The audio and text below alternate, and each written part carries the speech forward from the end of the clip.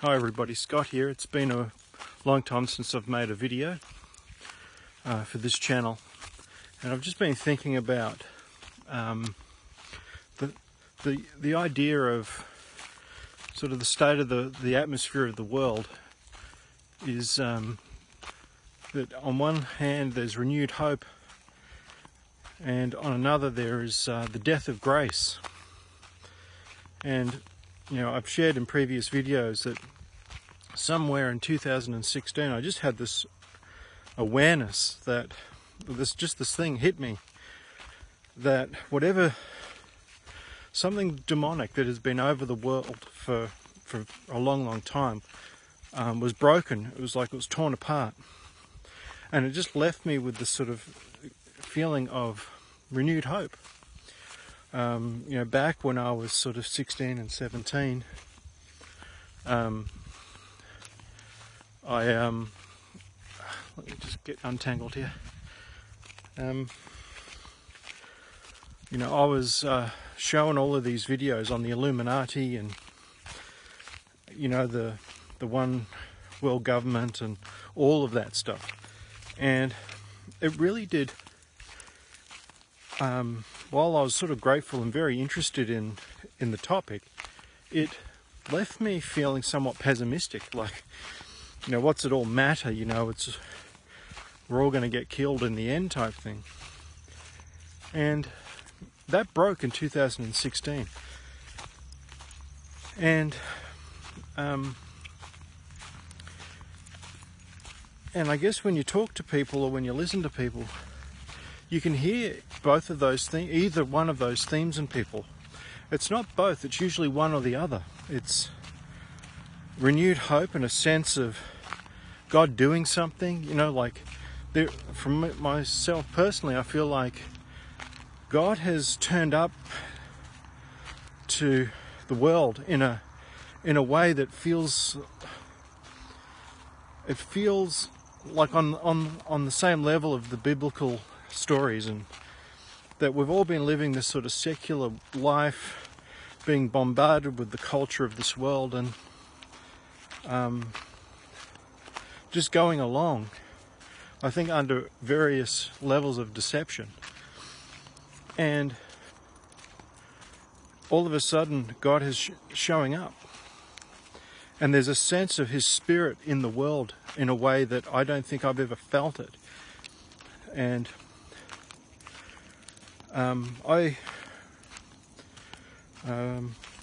you could say I've come out of the church system.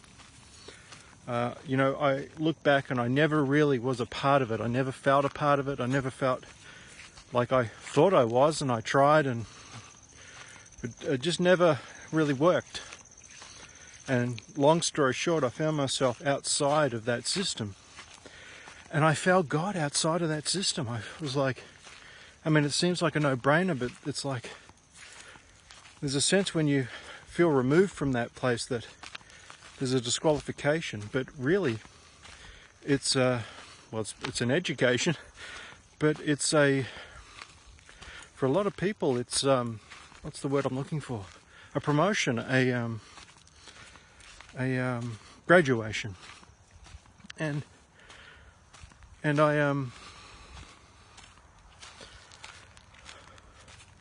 I became very aware of, like, my idea of the church changed dramatically, and it just fitted like a glove. It was like, this whole idea of if you're going to church, you're in the club, you're going to heaven. If you're not going to church, you're not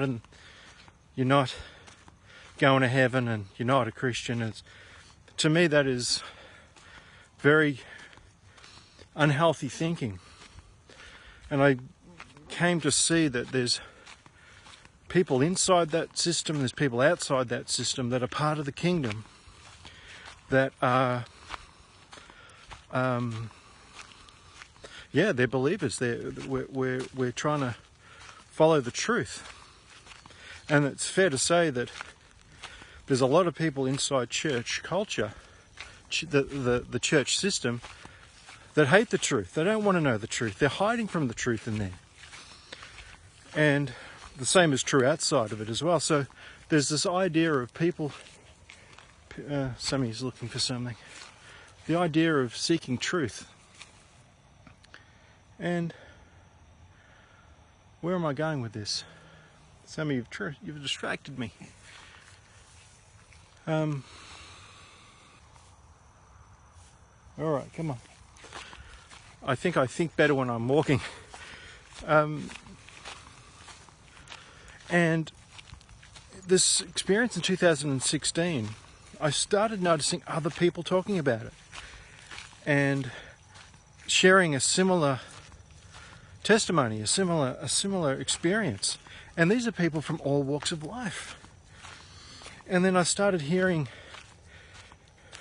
like, if I think about it from a cliche Christian perspective, people you wouldn't expect talking about God. They're talking about God. It's like the consciousness of God's reality is starting to come back into the world. It's like the enemy has done a really, really good job of divorcing people from the truth and from the truth. And suddenly all of these people are talking about the truth. And I mean, I just recently listened to Roseanne Barr on YouTube. You know, I talked about this sense of like the imagery that I described for my experience in 2016 was around, there's a movie called Highlander, and I think it's either the first or the second movie. I think it's the second, can't remember now, but there's this energy going all around the world in the atmosphere. And in this movie, the Highlander destroys it, and I really got the sense that it was Trump. For some reason, like God using Trump to, or as part of what God was doing. Trump was a part of dismantling this demonic order. And I heard Roseanne Barr talking about something really similar. She used different language, but it was the same idea, and it was just really spun me out.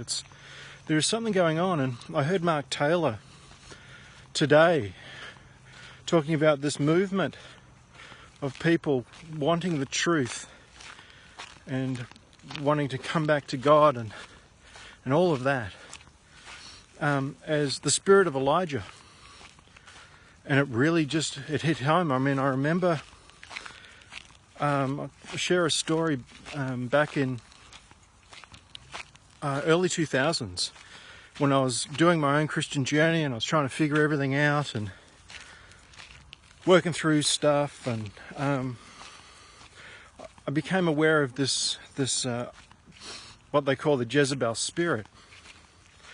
And for some reason, I was told about a book from Francis Frangipani called The Jezebel Spirit, and I was like, well, tomorrow I'm going to go buy that book. And I went to the movies with some friends, and we all bought popcorn and drinks this night. And I think we went to see School of Rock, and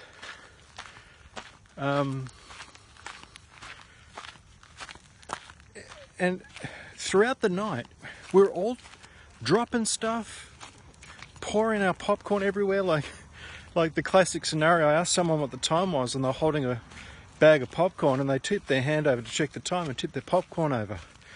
I tipped some popcorn over, and like you think nothing of it, but there was just that atmosphere of, this is weird. Like, how often do we knock stuff over? You know, pretty rare. And it happened like 3 or 4 times, and to the point where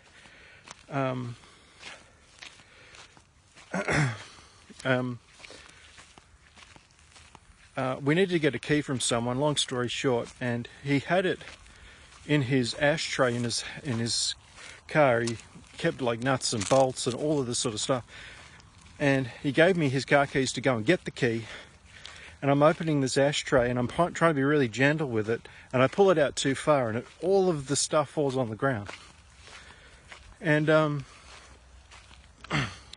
in in the past I would have gotten really angry about that. I would have been just angry and annoyed, and have to pick all this stuff up. And we all just burst into laughter. And I had this phrase in my mind when it happened, which was free to laugh. Anyway, that was the night before I went to get this book. The next day I had a meeting to go to, and someone bought a bag of chips. And this guy says, "Oh, do you want a chip?" And he sort of pushes the chips over towards me in a way, like in a haphazard kind of way, and they just poured all over me, all around the floor and everything. I was just like, this is unbelievable. Anyway, I went to the bookstore and I took a couple of goes at the bookstore to find this book, and it was this little pamphlet book, and I opened it up, and chapter 5 of this book is Free to Laugh.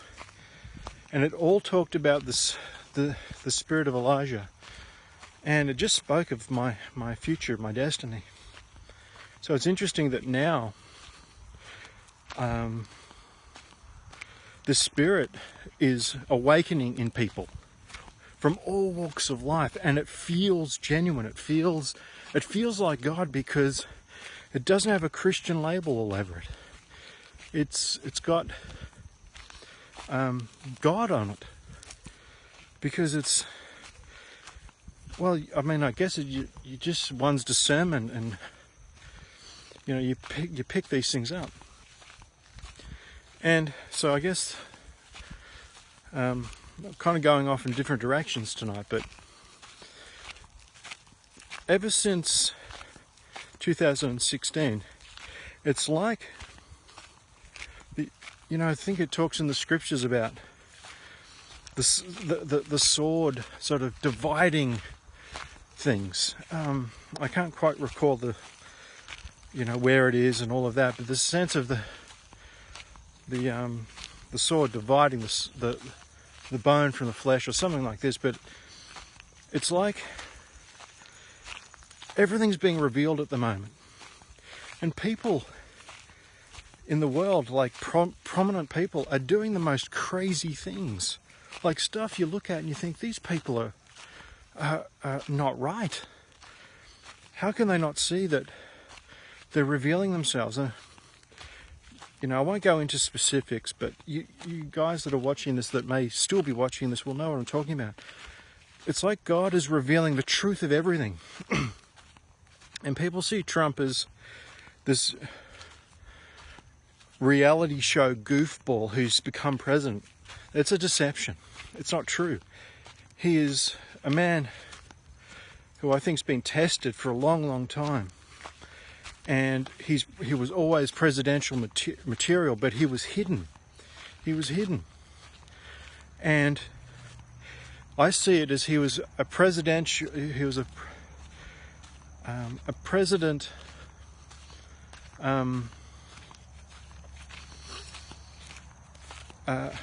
Presidential material who just happened to do a reality TV show.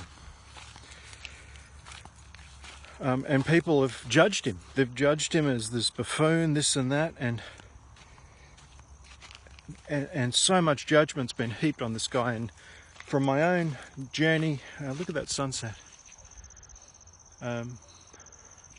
From my own journey, I understand that what it's like to be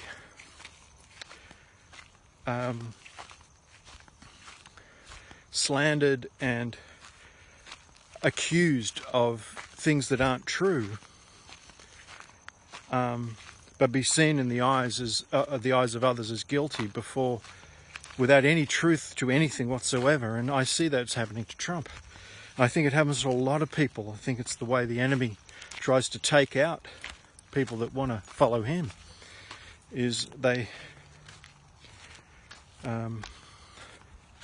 I think part of the initiation rites to walking in the kingdom is to be kicked around unjustly. Anyway, since 2016, all of this stuff's been revealed. And I mean, the cliche one, or the one I mention often, is these people screaming at the top of their lungs, saying that they're going to stand up stand up against hate. And you've never seen more hateful people in your life.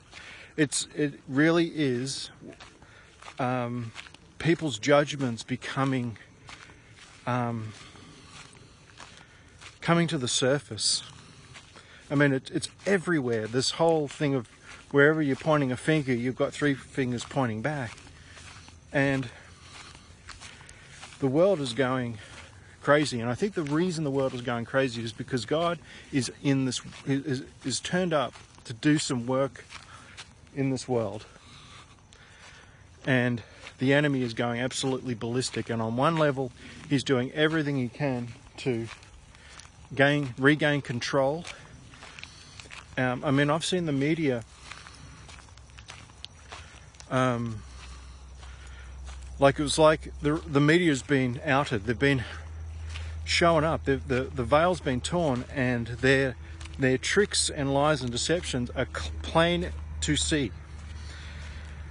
And you know, it's not that hard these days to listen to a story that the media are portraying and then go and seek it out for yourself and see the entire opposite is the truth. And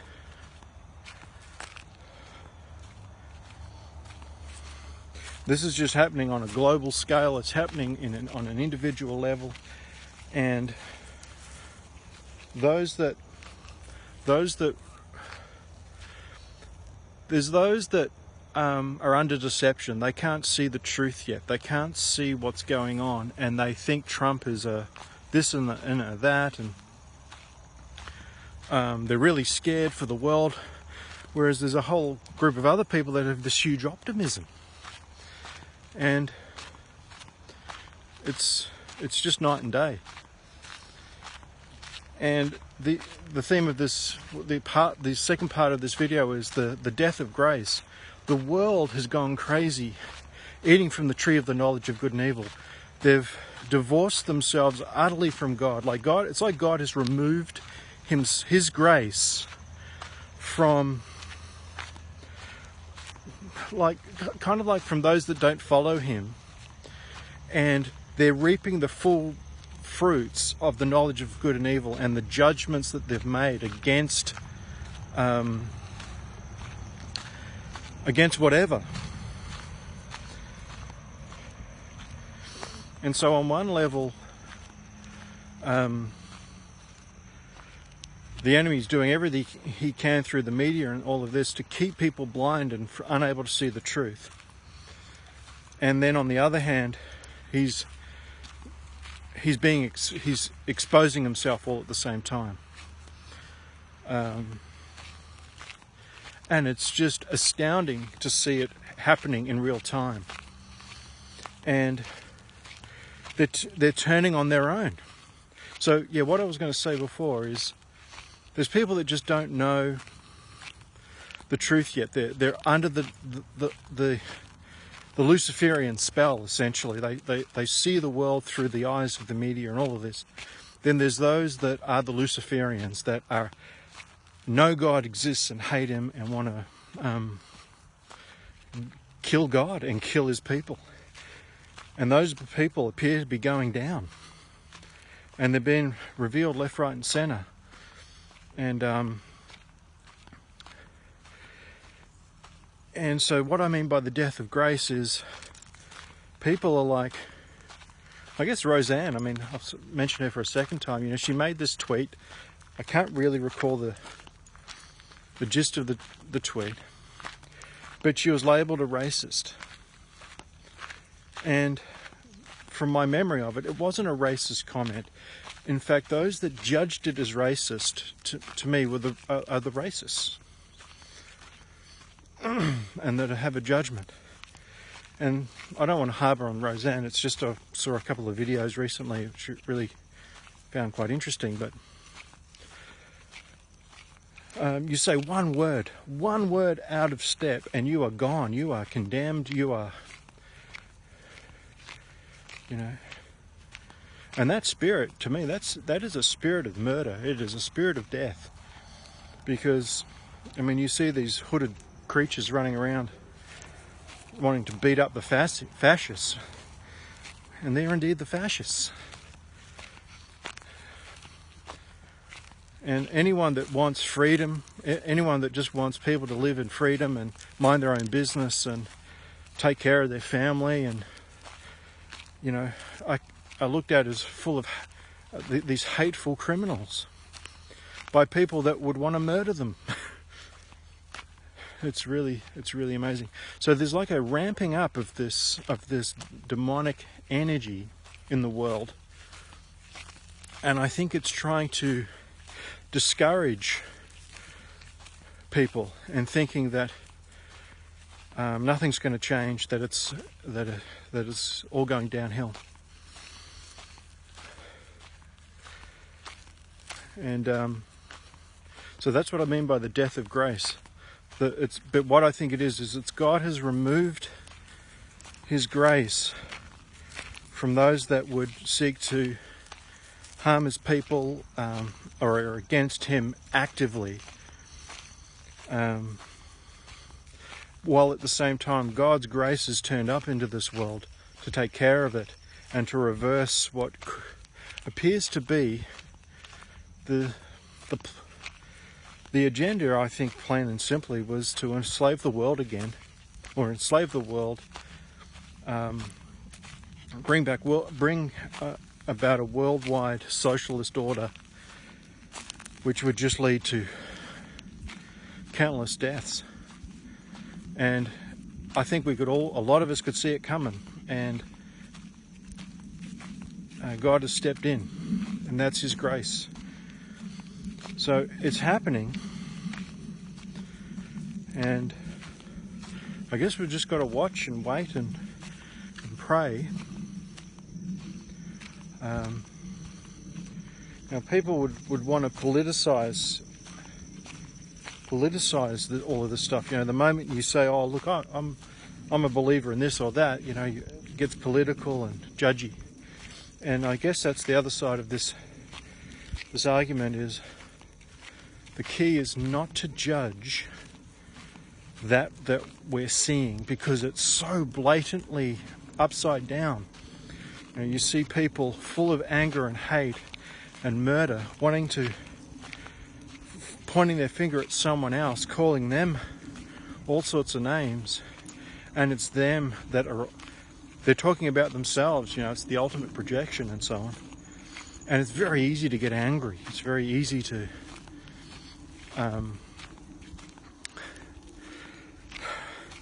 want to instill justice yourself. You know, you sort of just feel anger, and it's potentially dangerous, because I think our response isn't to judge other people's judgments. Our role is to really surrender all of that, and I think the only way to do that, and I'm reminding myself as I say this, is to stick close to Christ, stick close to God, because that's the way I think the enemy would win if he was to win this battle, this current battle, is that everybody that is starting to see the truth, he would want to get them to judge. So the key is to not judge from the heart, not judge from the heart. See the truth, but not judge from the heart. And let God do what He's going to do, but just watch God and what He's doing in the world. Because I have a feeling like it seems like nothing's happening, yet you feel that, yet at the same time you hear things are happening behind the scenes. You know, change is coming, but there doesn't seem to be that sort of dramatic mainstream awareness of that change occurring. Oh, a little ant biting me. And yet I think my sense is that a bit like how Christ is apparently supposed to come back very unexpectedly. I think with what's going on in the world, while it's a slow, drawn-out battle, I think there's going to be a switch in gears, and it's going to become a lot more obvious. And it's an exciting time to be around, to watch what's going on. You know, I'm certainly one to have doubt myself, like, oh, you know, is it really what we're being told? Is things really going to change? But you know, my sense is a lot of good is coming, and I think Christians generally have just been bombarded, and that, you know, Revelations has just been consciously and unconsciously rammed down Christians' throats, that, you know, it's all doom and gloom, it's all over. You know, the enemy's going to win and we're all going to get herded away and all of this sort of stuff. And I think it's been one big grand deception, in the sense that we were led to believe that God couldn't intervene in this hour and do something, and He has. And so I have a lot more hope for my son, being able to have his life, to have a life. And I think, generally speaking, we just don't know how close we came to the world exploding. And so anyway, I've gone on and on, 26 minutes. I hope this is an encouragement. It certainly encouraged me, just getting it out. And I hope this video finds you well, wherever you are, whatever you're doing. Inside, outside church doesn't matter. I guess what I'm saying, the church, I mean the established church, like, yeah, all of this judgment of if you're going to church, you're fine, and if you're not fine, and all of this stuff. It's dangerous. And that the kingdom is in the heart. The kingdom is not in buildings and walls and in memberships. It's in the heart, plain and simple. And bottom line is, we're called not to be judges of others, set others free, not to judge those that judge us, and not to judge those that look clearly in the wrong and all of that. Because maybe if we had their journey, we'd be in their shoes doing the exact same thing. So anyway, I hope this is an encouragement. Thanks if you got to the very end. Thanks for watching, and I'll see you again in another video.